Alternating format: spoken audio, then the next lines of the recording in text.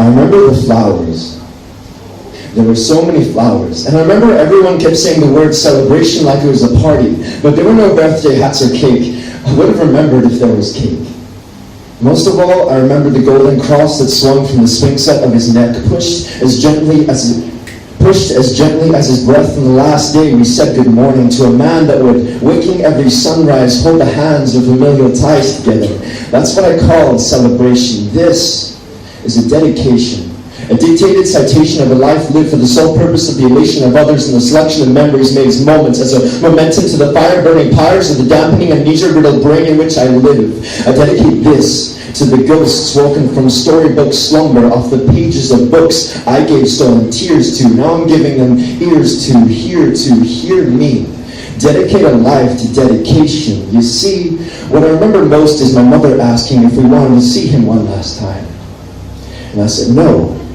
I'd rather remember the donuts he would buy every Sunday after church. When my grandmother asked about his cholesterol, he would say, "They're for the children."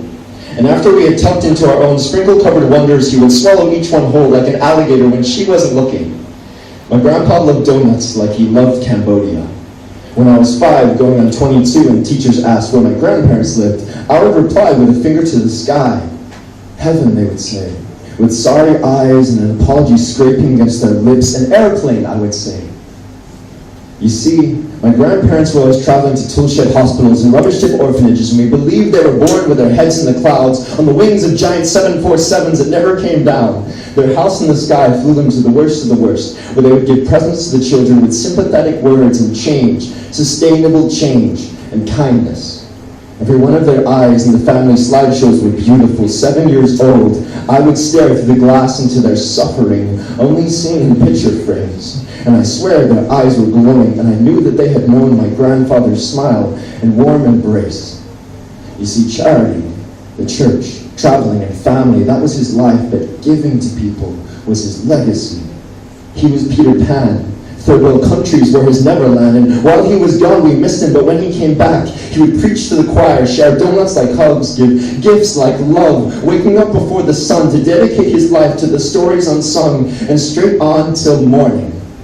And though I have spent a lifetime figuring out who I am, now all I want to be is Peter Pan, looking for the lost boys in the picture frames, Tinkerbell by my side, fairy dust in my eyes, and a shadow that follows, telling me how to carry a golden swing set. I still dream of the stories he would tell.